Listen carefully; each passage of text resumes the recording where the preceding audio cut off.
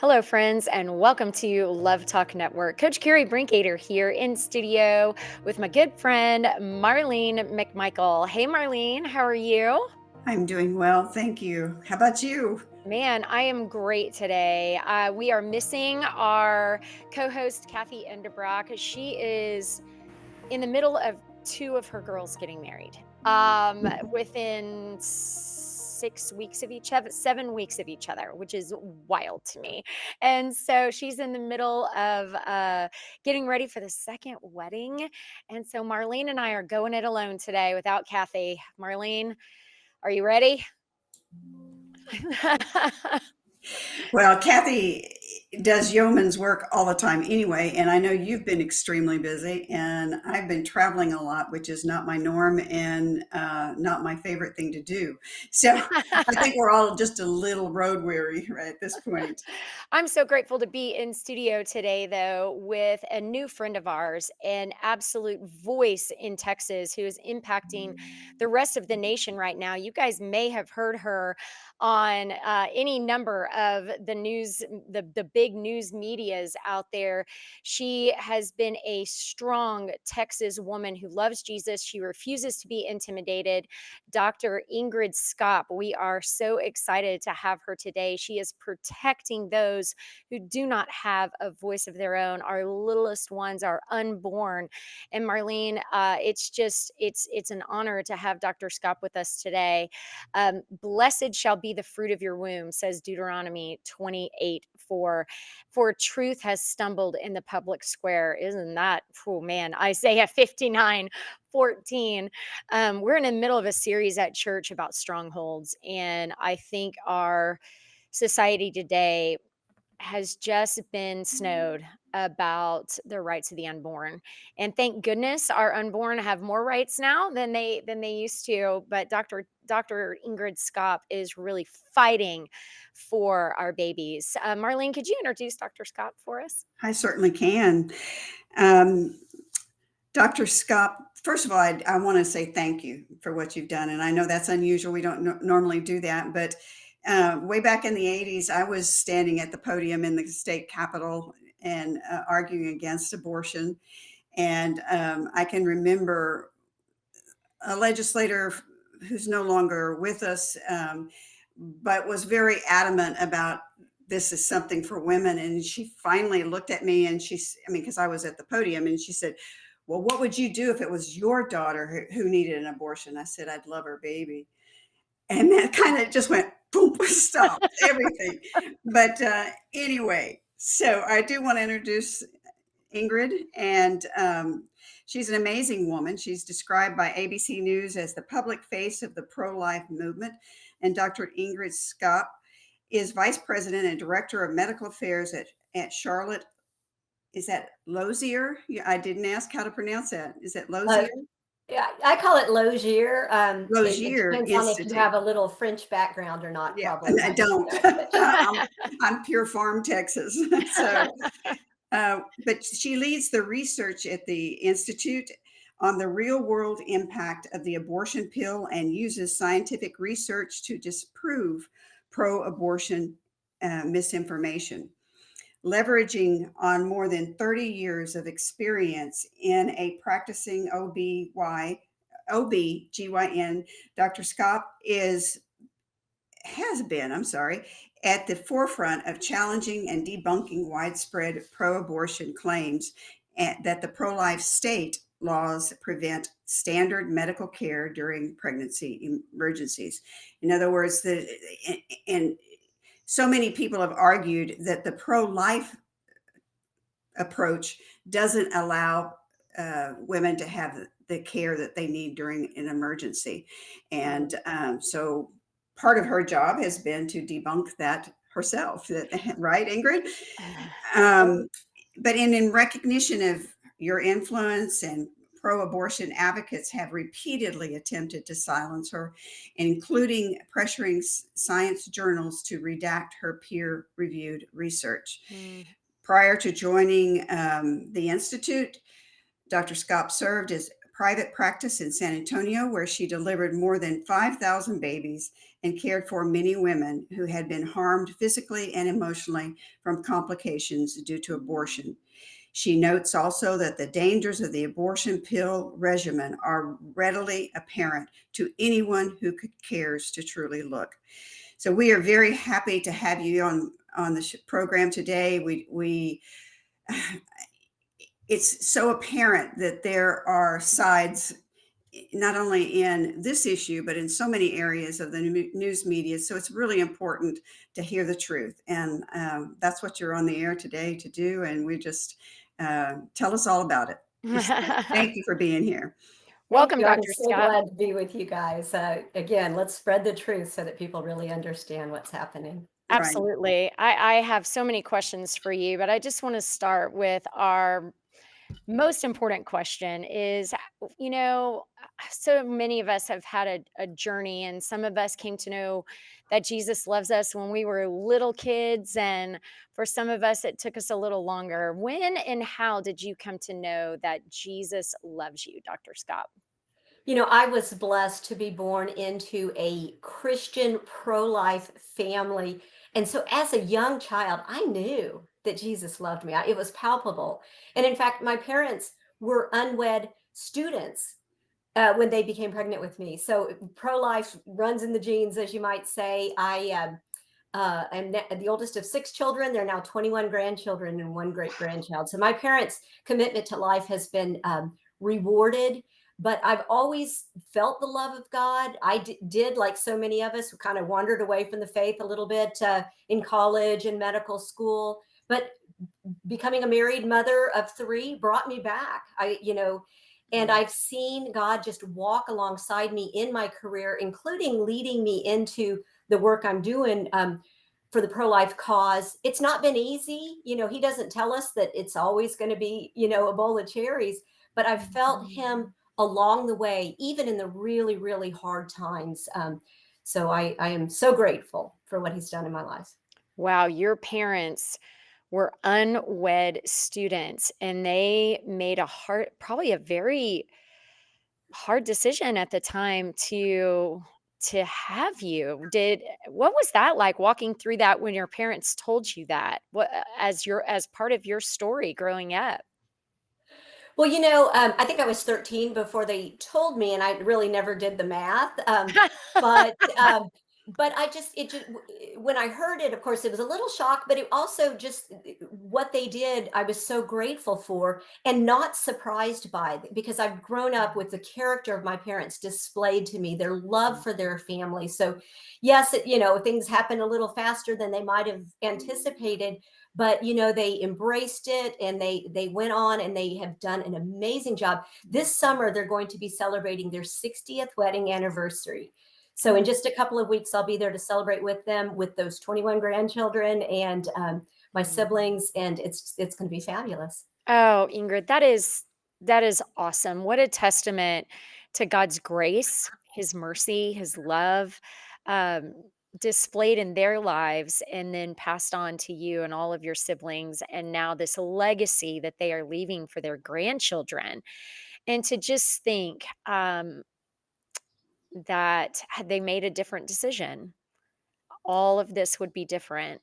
And so, what an absolute blessing. Well, Dr. Scott, you've done a lot of work with the abortion pill and talking about the dangers of the abortion pill. Many of our listeners may not even know what that is, they may not even know that that is a thing. Um, Tell us a little bit about that. And I just want to warn our listening friends right now, if you're in the car with your kids, this is kind of sensitive information. And so you might want to turn this down and pop on our podcast later if you've got your children in the car. Um, so that's just a little clarification there. But Dr. Scott, tell us what this is and maybe some of the dangers as well. Yes, and thank you for laying that groundwork. Again, 1 out of 4 women in our country are estimated to have had an abortion, and of course, so many men have been impacted as well. And so we know there'll be people listening that will sort of have a hitch. Even if they've received forgiveness from God, reconciliation, it's not a part of anyone's story that anyone's ever proud of. But unfortunately, I feel like I speak for women because I realize that not only is the unborn child affected lethally, but his mother is affected irreversibly too. It never can happen any other way. Um, Regarding these drugs, they're not the same as the morning after pill or what you may have heard called Plan B. So that is an option for a woman who has unprotected intercourse, who's not used what we might call Plan A, contraception, to try to prevent pregnancy, or abstinence, which of course is the best way and the only really effective way. But so Plan B will delay ovulation. So it doesn't cause an abortion, but it just hopes to minimize the chance that fertilization occurs. But the abortion drugs are two drugs: Mifepristone, which blocks progesterone. So it cuts off that critical hormonal support and kills the embryo or the fetus. It's followed in about 24, 48 hours by Misoprostol that induces uterine contractions. It's approved by the FDA when a pregnancy is known to exist. Abortion, by the way, is legally defined as having the intent to end that unborn life.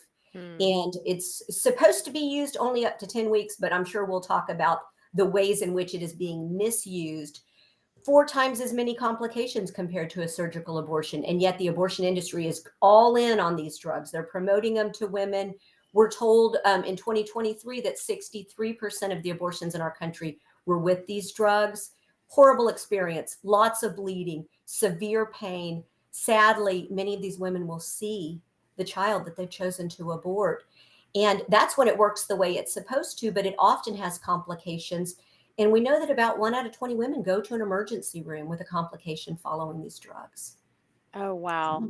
I can't imagine going through this at home by myself.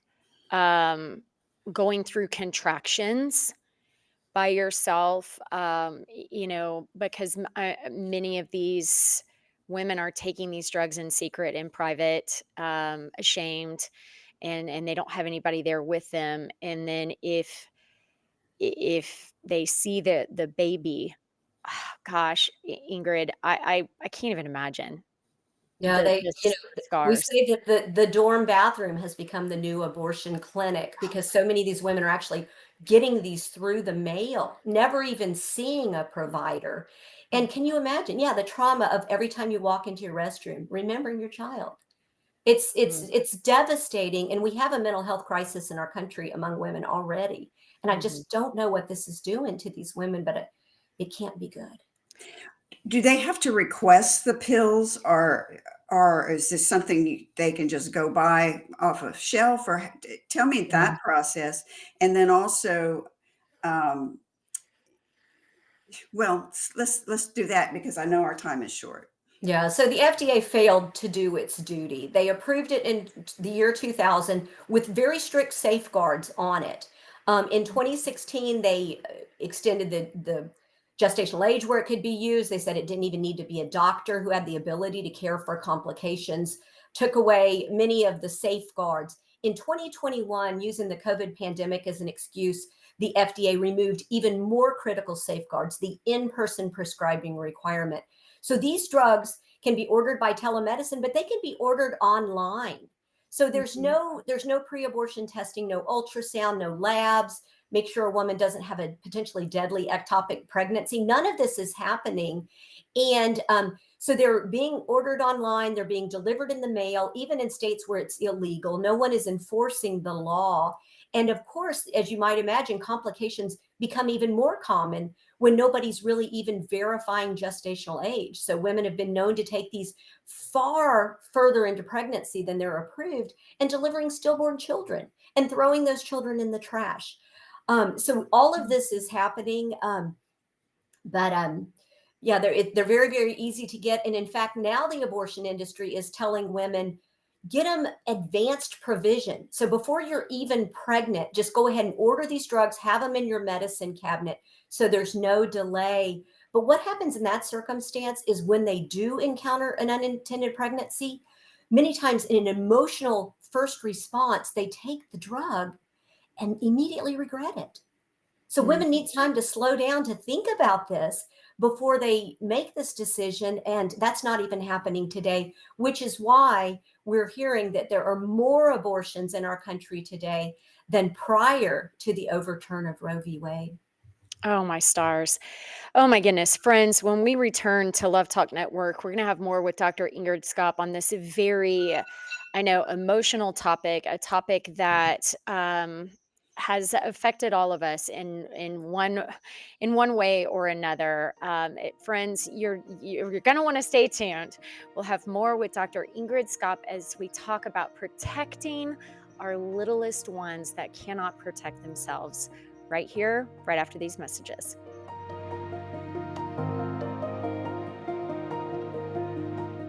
Hello, friends, and welcome back to Love Talk Network. Coach Kerri Brinkoeter here in studio with Marlene McMichael and our new friend, Dr. Ingrid Skop, who is doing amazing work with the Lozier Institute and just protecting our babies. She was called by ABC News the public face of the pro-life movement, which, man, what an absolute honor to have that title.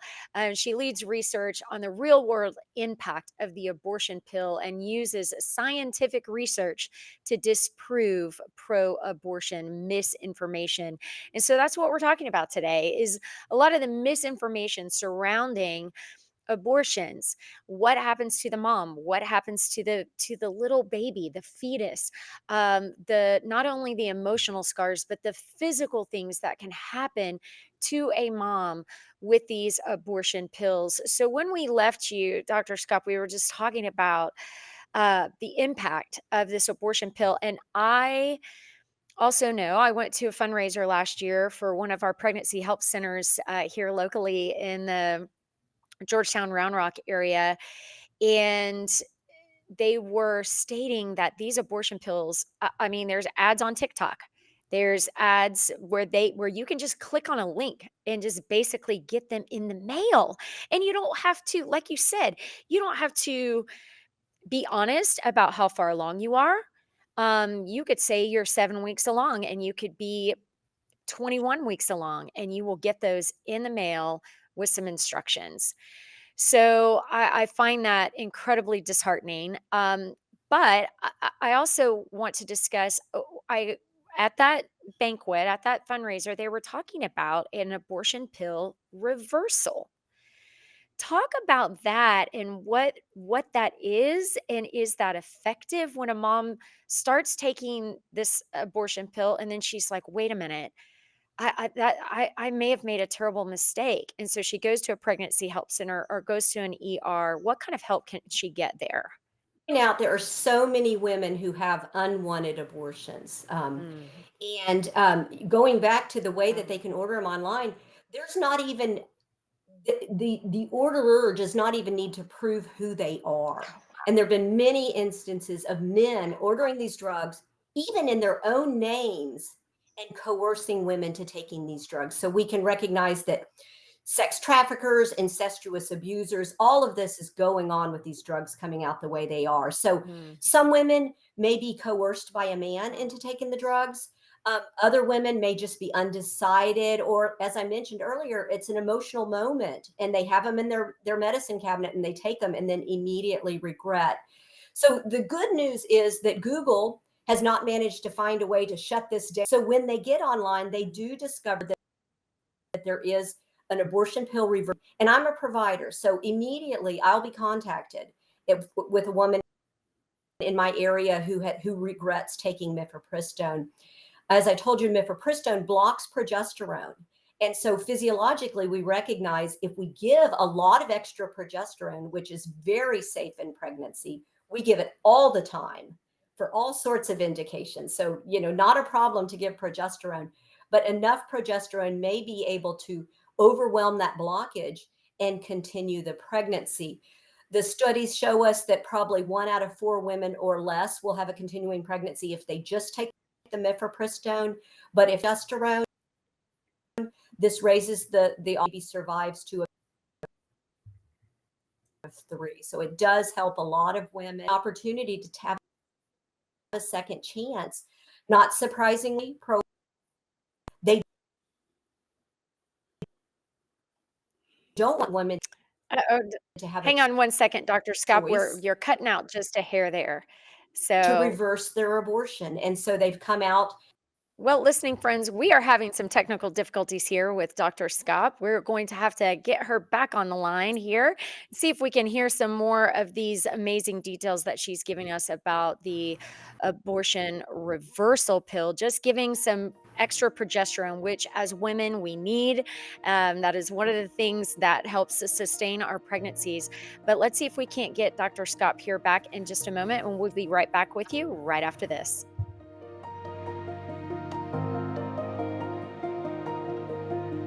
Welcome back, friends. We have our technical issues figured out here. Kerri Brinkoeter and Marlene McMichael with Dr. Ingrid Skop.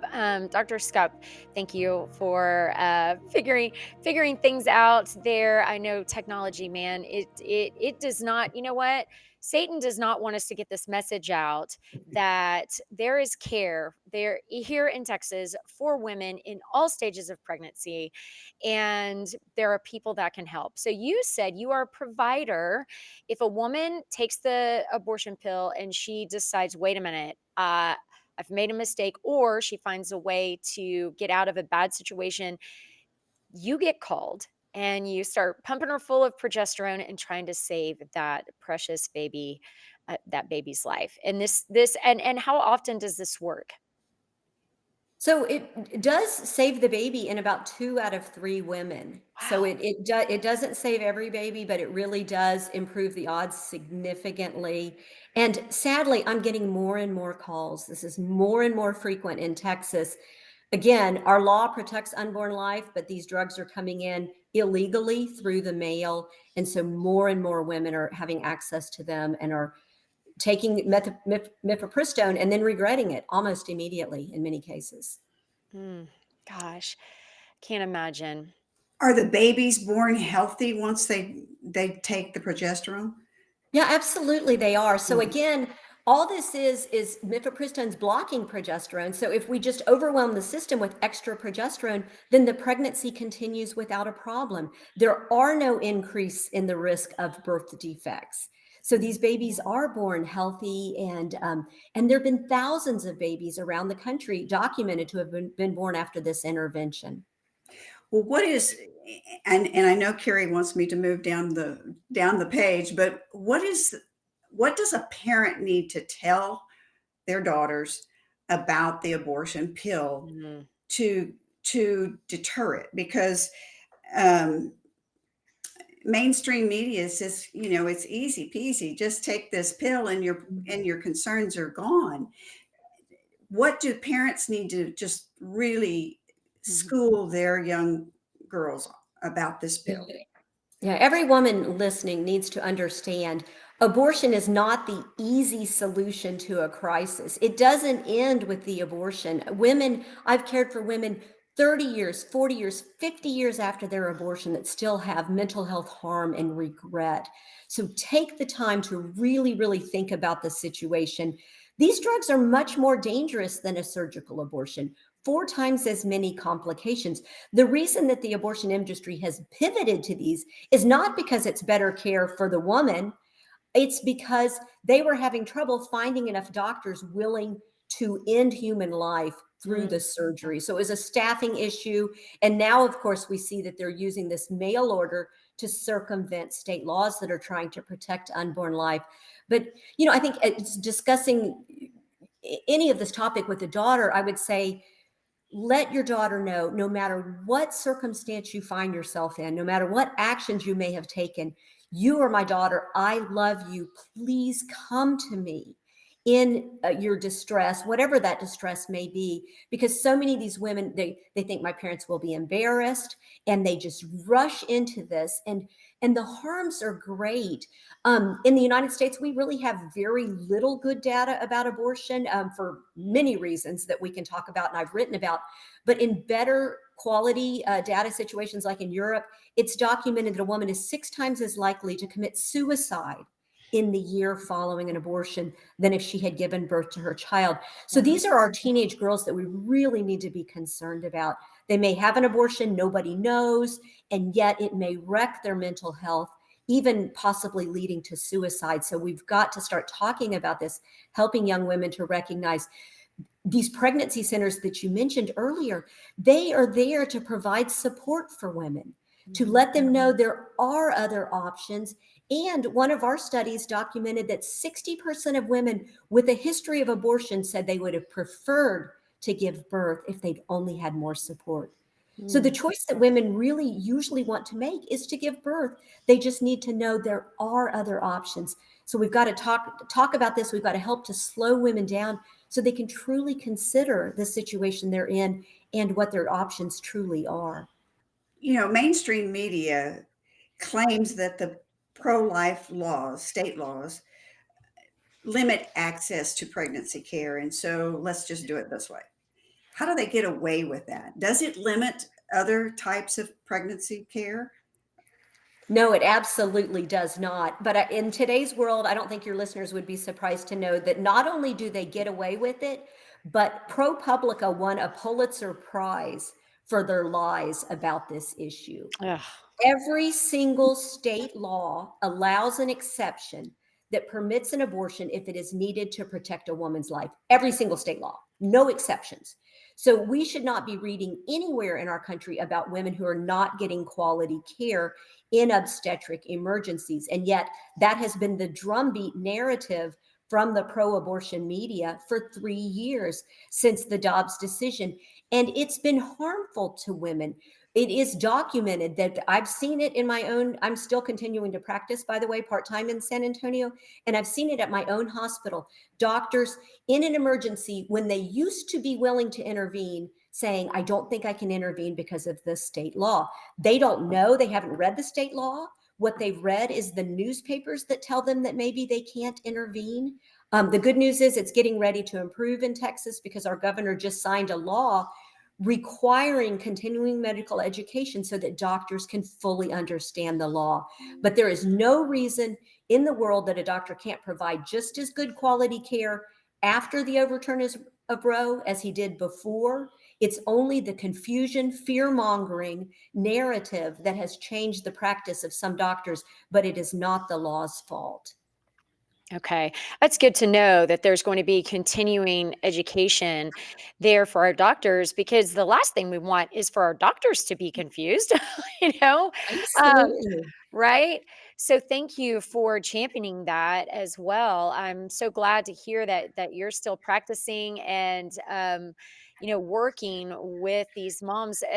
Speaking of the ER, Dr. Skop, you just co-authored a study about the miscoding of ER visits following abortion drug use. Would you talk about these findings and why they are so important for women to understand? Yeah, so as a background, your listeners should be aware there is nothing about abortion data that is mandatorily collected on a federal level. We don't know the numbers, we don't know the complications, and we don't even know all of the deaths that are associated with abortion. Because understandably, women are often ashamed, they don't want to talk about it. And so we know that many times women will present to an emergency room with a complication. And by the way, the abortion industry is aggressively telling them, this is safer than Tylenol. Don't worry, no complications will happen. But oh, by the way, if you have a complication and need to go to the emergency room, it's okay to pretend it was a miscarriage. It won't change the way you're treated. The doctors don't need to know, which is a lie. Doctors always need to know the clinical situation of their patients in distress in order to provide the best care. But with that background in mind, what we have, the best way to get data is to do what's called records linkage, where you know insurance companies that pay for abortions, you know the abortions they've sold, and then you can link to the subsequent medical events that occur. And you can say, yeah, that abortion occurred and then this hemorrhage occurred or whatever. And so those are the type of studies that we have done and continue to do. And what we discovered prior to the 2016 FDA changes, when it was really tightly regulated, even then, 45% of the women who went to an emergency room with a known complication from the abortion drugs were miscoded as having had a complication from a miscarriage. However, after these changes, after we've seen all the guardrails come off, we just documented that by 2021, almost 85% were miscoded. So again, the abortion industry is getting what they wanted. They're telling women, don't talk about it, knowing that that's going to make the data even more difficult to discern. But one of our studies also documented that when the doctors don't know what's going on, the care for the women suffers. They require about 3 emergency room visits before they finally get the care they need, which in almost every case is surgical removal of retained tissue, because these drugs don't always work. And these women continue to bleed, they continue to have pain, they may develop an infection. And I've cared for women, again, I see them in my emergency room still a month, 2 months after they take these drugs, bleeding every day, and finally saying, enough is enough, I need care. And when they come in, we discover that the abortion failed and they need surgery. Oh my. Wow. So if they come in and they just say, I think I'm having a miscarriage, and they don't talk about the drugs that they have taken, then there's different medical intervention that happens. And so it is of utmost importance that if you have taken the abortion pill, to go in and tell the doctors at the ER what is going on and that you have taken this pill, because you have to get the care that you need. And wow, it hurts my heart to know that women, this is like it's like getting hit twice, you know? Um, getting you're taking the punches because you know that you've taken the life of your baby, but now you can't, you're so embarrassed, or maybe you're being made to not say anything by someone who's controlling you, and so you can't even get the medical care that you need. This makes me so sad, Ingrid, and I know that you've seen this over and over again in your time as a physician. Yes, and like you say, it's a different scenario entirely. So if a woman is having a miscarriage, many times the body can handle that miscarriage on its own. So the doctors, and by the way, the doctors aren't entirely to blame, because their medical organizations, the AMA, the ACOG, the American College of Obstetrics and Gynecologists, which are very pro-abortion, refuse to educate doctors on these harms. Mm, And in fact, ACOG is also on the record saying, don't tell the doctor. And if the doctor should find out, the doctor should not document in the chart, because of their false narrative that women are going to be prosecuted, which, by the way, no woman in our country will be prosecuted for obtaining an abortion, because these women, in many cases, are the second victim of abortion. But doctors may, if they think it's a miscarriage, they may give the same medications the woman's already taken and failed. So that demonstrates got you. why, the doctor needs to know so that he Mhm. can pursue a different plan, which is usually that she needs surgery. Wow. Wow. Yeah, and okay, so yeah, let's debunk that about the arresting of women in Texas who have admitted to taking these drugs. So what you're telling us is that these women are not getting arrested. It has never happened anywhere in our country. What happens is the pro-abortion media will take a one-off situation. For example, a woman who maybe had a close to term baby and threw it in the trash or burned his body. And they say, see, there's an example of the women being prosecuted. No, that was like, you know, dismemberment of a corpse or some other law, so it is the case that Mhm. no woman's going to be prosecuted. But the harms that happen from that, I mentioned ProPublica earlier. They wrote 2 articles about women in Georgia who died of complications of the abortion drugs. Clearly, these were the abortion drugs at fault. And yet, one of the women never even came to the hospital, but her family stated that she didn't go for care because she was afraid she would be prosecuted. So, see how harmful that is? It keeps women from seeking the care they need. Of course, she would have been cared for. Every doctor, no matter how pro life, I mean, I care for many of these women.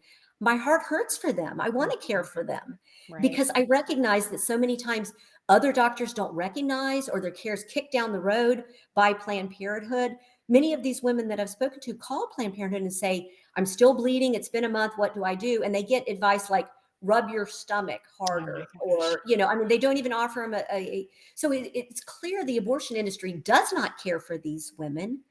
Planned Parenthood, 58% of their clinics only offer abortion drugs. They don't even bother to offer the safer option of surgical abortion. And we know they don't talk to them about other options like carrying their child to term. And these pro-life states, as you maybe have talked about before, Texas has got hundreds of millions of dollars in alternatives to abortion funding. So there are Mhm. so many organizations who will walk alongside these women, these wonderful pregnancy centers, and yet they don't hear any of this. All they do is they get online, they find a little, barcode in a women's magazine, and they order these drugs and don't really think through all the repercussions. It doesn't mean they don't suffer, but their suffering happens after they've ended the life of their child. And that regret, the physical complications, the mental health complications. And by the way, we don't even know what this does for future pregnancies. Mhm. It may increase the risk of preterm labor. It may increase the risk of abnormal placentas.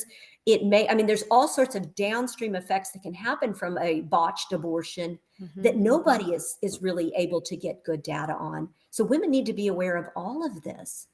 Take your time, think through this, Well, one of the because things that one of the articles, I think you co-authored it, talks about the slick marketing of Planned Parenthood.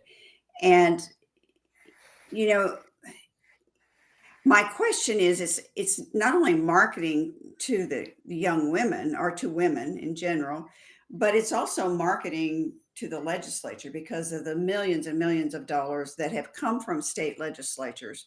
And my question is, if they're not even offering a real abortion, they're just basically handing out pills and they're not doing any patient care. What are they doing with the millions of dollars? I mean, that's a I very mean, good and question. we're talking hundreds of Yeah. millions. And I And would encourage, yeah, your listeners should look at Planned Parenthood's annual report. Don't trust me, trust what they say about themselves. Several things. Their quality of care is terrible. There was a recent New York Times article, of all places, that talked about all the women being harmed at Planned Parenthood. So there's a trouble when your usual defender is now having to point out that actually they're given really bad quality care. But they take that money. They have sued to overturn every state's pro-life laws. Mhm. They buy politicians. We all know that there are many politicians in the pocket of Planned Parenthood voting the way that they're told to do.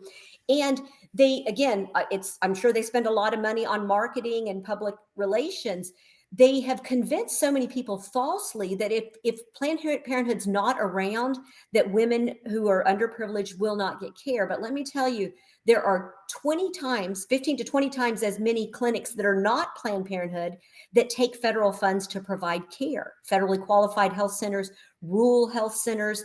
Women who are underprivileged have Medicaid insurance, and virtually every private OBGYN will take Medicaid insurance. So there's tons of places women can get care. But at Planned Parenthood, if she walks through the door pregnant, there is a 97% likelihood she walks out with an abortion. So they don't do prenatal care. They don't refer for adoption. They don't even take care of that many miscarriages. Mostly they just sell abortions. And if you look year after year, we discover that all their other services have decreased. Well, women exams have decreased. Even contraceptive services have decreased. The only thing that has increased is every year more and more abortions. Most recently, 40% of all abortions in our country were sold by Planned Parenthood. And they're getting in on the game of selling transgender hormones for these confused young people. So Really? that's what Planned Parenthood has become. If they are defunded, which, by the way, today, as we're speaking, the Supreme Court released a case, Medina versus South Carolina, I think it was called, which told South Carolina, yes, you can decide where your state funds go. And if you don't want Planned Parenthood to be a provider, you're not obligated to pay them to provide services. So this is going to open it up so Mm. that these states can send their money to the places that are really going to help women, instead of Planned Parenthood, which is going to provide them with an abortion, kick them out the door, and not even care for their complications when they have one. That is it's very interesting. When I was reading one of your articles, Dr. Skop, and you were giving the statistics of when you worked at Planned Parenthood 95, 96. Is that right? I did. I used to moonlight there as a resident. Okay. It So was a different animal at that time.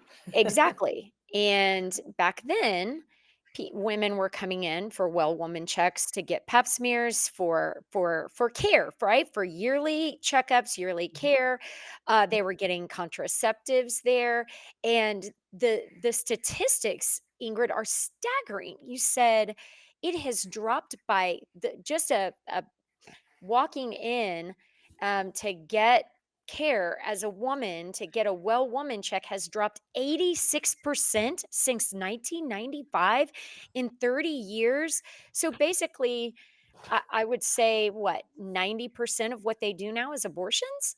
Well, I can't say exactly because they like to play with the numbers and they'll Ah, say something like only 3% of our services are abortion, when in fact a woman who comes in for an abortion gets a pregnancy test, she gets an ultrasound, so like she may have oh, 6 or 7 services, they only count the abortion for one. So there's some yeah. creative accounting going on at Planned Parenthood, but what Okay. is happening is that women who want contraception, there's plenty of places they can go. They don't have to go to Planned Parenthood. So really they're just doubling down on abortion is our business. And again, just a perusal of their annual reports will tell the listener that that's true. That this is really all that they're about right now. Very eugenic, going all the way back to their founder, Margaret Sanger. Right. There's just certain minorities and young women and underprivileged women that they don't want having babies, and Right. so I think they think they're doing a good thing by you know getting rid of those poor women's babies. But what Mm. do the women want? Well, as we wrap up our time with you today, Dr. Skop, the Lozier Institute has produced voyageoflife.com, which shares the science behind how God knits us together in our mother's womb and how he has just this perfect design for these amazing little humans. Just this week, I went to visit a sweet friend of mine who just had a baby. It's been a while since I've been around a newborn. They're so stinking precious. And could you just share with us and our family and our friend things that we need to know about human development that are just so amazing? Oh, thank you. There's so many. That's why I'm an Yeah. obstetrician, because I love the unborn child. But 23 days after that life comes into existence, it has a beating heart. That means it has a tube, a muscular tube, innervated by electrical impulses with a steady rhythm, Mm, beating oxygenated blood throughout that child's body. And if that heart stopped, that child would die. So, mm. all the drama about heartbeat, that's not really a heartbeat. Well, what on earth is it? That's exactly the function of a heart, to beat and to pump that oxygenated blood. But also, I love this.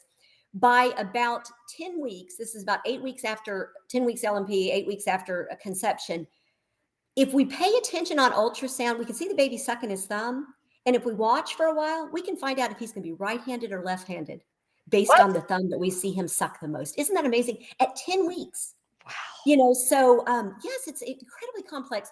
All of the genetics that are going to cause him to develop into the person he will become are there the moment after fertilization. It's fantastic how God designed us and how it clearly tells us in the Old Testament in Psalm that he knit us together in our mother's womb. He knows the number of hairs on our head. Um, do you have any parting words for our listening friends, Dr. Scott, as we just honor those that make a difficult decision, might find themselves in a way that they never planned, right? And what are some parting words for these amazing women out there who are looking for answers? Well, for listeners who may be Christian, the Bible is full of discussion about how God has knit that unborn child together. He has plans for him, for his life from before conception. So every human is made in the image of God. But even those who may not be religious, it's a human rights issue. This is an individual, unique human being whose life is being ended. And 96% of the time, it's not for a medical indication, it's for social and financial reasons. So there's so many better ways we can care for people in social and financial distress than to say, in the life of your child, we have a solution for you. So really, people need to think deeper. They need to educate themselves. we really need to encourage the pastors in the church to get more involved, Mm, because this is intrinsically a spiritual, a moral issue. Let's stop thinking about it as a political issue. It's not. It is so much more than that. And so many children have not been born, but also so many women have been harmed, that we need to recognize this is not good for women, their children, or our society, and certainly not for families. right. When we return to Love Talk listening friends, Marlene and I will wrap up. We have just about 5 or 6 minutes, but we want to specifically talk to those that may have made a decision to have an abortion in the past. And you know what? You're not broken. You're not broken, and Jesus loves you. And we'll talk to you more about that when we return to Love Talk. But Dr. Ingrid Skop, thank you so much for your time with us today. We really appreciate all the work that you're doing in this arena. Keep keep on keeping on, Dr. Skop, because I know you are pushed against every day, and we thank you for your work. Oh, it's been Amen. a pleasure. Thank you Amen. for having me. All right, listening friends, we'll return to Love Talk. Marlene and I will chat with you about how much Jesus loves you when we return to Love Talk Network right after this.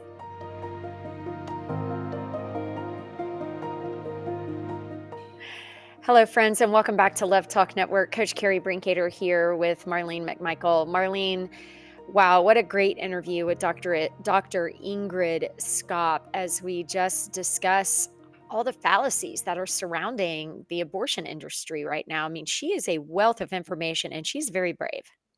Yes, ma'am.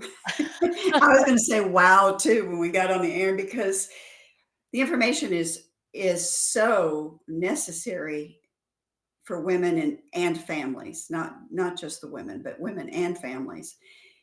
God told us that children are a gift from Him, that they are a reward from Him. That's in Psalms, and Mhm. we need to go back to that time where children were our wealth, our worth. I mean, in so many, well, particularly our culture, kids are given a iPhone or some sort of game thing and kind of shoved in the corner, but they're our treasure, and Mhm. abortion kills them. And so it was an amazing show, It and was. Gary, you did a great job. Well, thank you. You too. I there's hope. And I know women who have had an abortion, and I know that years after, they still have trauma from that experience. You know what, Marlene? We've all sinned. We've all done something that we regret at some point. And I just want to just say, you know what? If this is you, friends, you're not broken, you're hurting. And our Father in heaven loves you. There's so much hope for you. There's so much love waiting for you. Second Corinthians chapter 1 verses 3 and 4 says, praise be to the God and Father our Lord Jesus Christ, the Father of compassion and the God of all comfort, who comforts us in all of our troubles, so that we can comfort those in any trouble with the comfort we ourselves receive from God. I mean, Marlene, isn't this is so amazing that no matter what, our God is a God of compassion and forgiveness. And when we seek him, it's a free gift. It's a Right. It is. right? It It's is. it's a free gift that we can receive at any point in time. I also love the verse in it's Psalm 18, verse 6. It says, in my distress, I called upon the Lord and cried out to my God. And you know what? He He heard heard my voice. he heard you. He heard us. And my cry came before him and came even to his ears. I I love this for us. Marlene, you often times have told our listeners about times that you've cried out to God. in your lowest time, and you have literally felt him right next to you. Describe that. Absolutely.